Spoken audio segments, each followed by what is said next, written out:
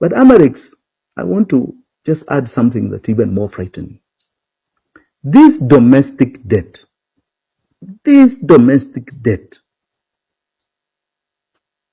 we are doing the numbers and it's not making sense.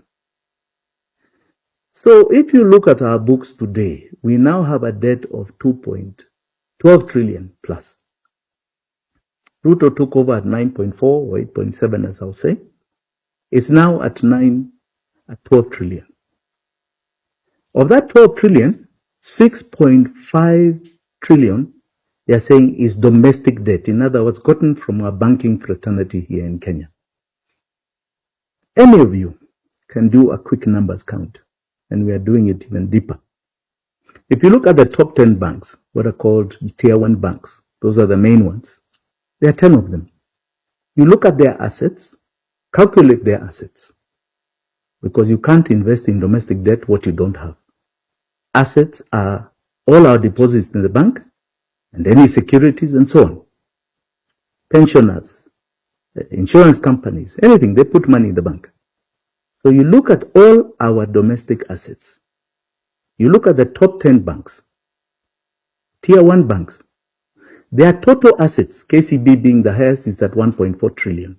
Equity is at 1 trillion. Their total assets of the top 10 banks is 6.1 trillion. Total. How did we invest 6.5? Because these banks are not investing all their assets in domestic banks. You go to central bank, they tell you the banks have invested 28% of their assets in domestic debt. So you take that figure, 28%, even round it off to 30. That means the top 10 banks in this country, 10 banks in this country, have invested, according to central bank, 1.8 trillion in domestic debt, domestic securities, bills and bonds. So how is it at 6.5? What is this balloon? Because even the other banks below them, even if you count all their money, it does not even reach 500 billion. So what is this? What is this above this 1.8 of domestic? What is this balloon? Is it fake paper? Is it just cross entries? What is it? If we are right with our assessment, it means that it's air to that extent, which means we've been living a fake economy here for quite a while. And if that is the case, it means imminent collapse is here with us.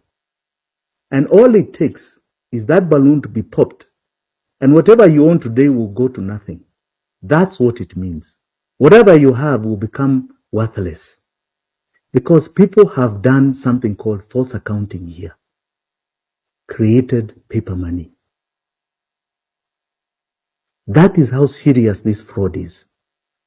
Because how do you cover up the theft of over 5 trillion shillings? How do you keep covering it up? In the last 1 year, we paid 2 trillion to that debt. This year, we are going to pay, they say they've revised it 1.9, but judging by the last time, they said 1.8. Last year, it came to 2 trillion. They're saying it's 1.9. We, in our estimate, have got it at 2.3 trillion this financial year. In the next financial year, it is estimated at 2.2, 2.6. The next financial year, 2.2. The next financial year, 2.1. This trend continues until roughly 2038. They give 3 to 4 year projections, but judging by the numbers we are seeing, this goes on until 2038. It is taking all our revenue. That's what we need to understand. Now, 96% of our tax revenue, of our hard-earned tax revenue, it is taking. And it is going to keep taking. And it is finishing us. We have become a slave to it. And as Thomas Sankara once said, if we don't pay the creditors, they won't die. If we continue doing this, paying these charlatans, we die. So I call upon Kenyans, to rise up and say no more. You're not going to tell me people are getting sick because there are others who ate 5 trillion shillings plus. You can't. We are saying no more. It is so simple. Universal healthcare, and this is something that we put in our manifesto, although I didn't want to talk too much politics here, but we are talking economic issues. Universal healthcare has been costed at 180 billion per year. We spent 2 trillion on debt last year, bogus debt, illegal debt. I don't want to call it odious anymore. It is just plunder, total plunder. That's what we paid. If we did not pay that, we can pay universal health care without anybody dipping into your pocket to pay anything for medical care. That is covered under universal health care. No SHA, SHIP, or NHIF money, nobody will pay. Education, primary, secondary, all right? And even adding TVET has a total cost of 265 billion per year. No parent of the 11 million primary school kids, no parent will take out a cent for their child to go to school. All capitation will be paid, the same as high school, because there is a saving if we don't pay the 2 trillion. Well, that is only 500. There is no need for any of us to be paying the high taxation of 16% VAT that we pay.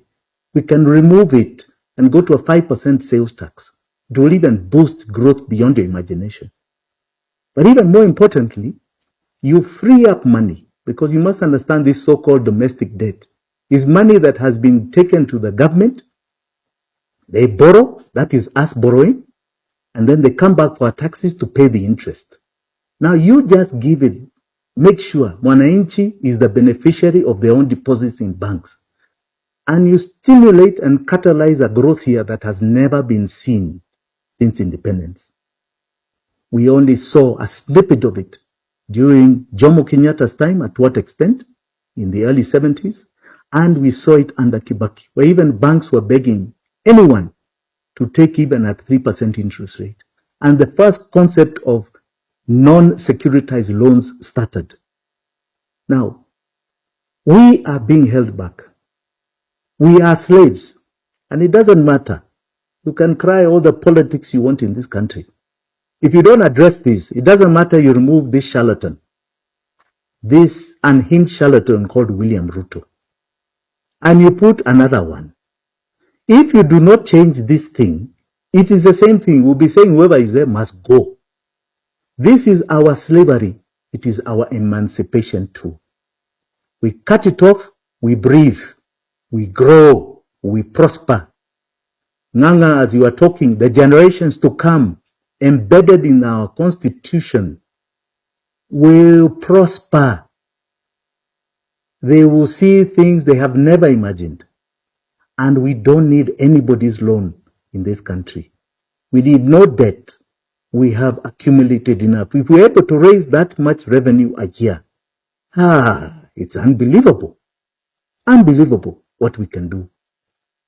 So we just need to save it. Because we save it, we breathe as a nation. We prosper, we grow. This should be and must be the singular election issue, the singular referendum issue. When we go to the ballot, we should be saying, this is what we are going to cut off by our vote. We don't want this pain. We are taking it no more. And anyone who thinks it should continue, go and vote the other side. Go and vote William Ruto. Go and vote whichever legacy politician you want to continue this thing. But those who are clear that this has been theft, vote here. Vote this side. Say no more debt, no more charlatans. This must be an end to all our slavery. It begins here with the next vote. All right, let me give you a 10 minutes break. Let me give people time to breathe that, because that is really shocking. It's really, that is really, really shocking. Ati black chocolate ni fine melanin bana kutoka nikapate. Kanapenda kenye mi wanapenda, so kanapenda toto chupa na haga nono. Madam na kudai, umedunga mini na unapenda mangwai. Una dance fit, unawacha nikismile. Ama niko high, jua lies nice. Kono moja mbele, ngine yende rembe. Baila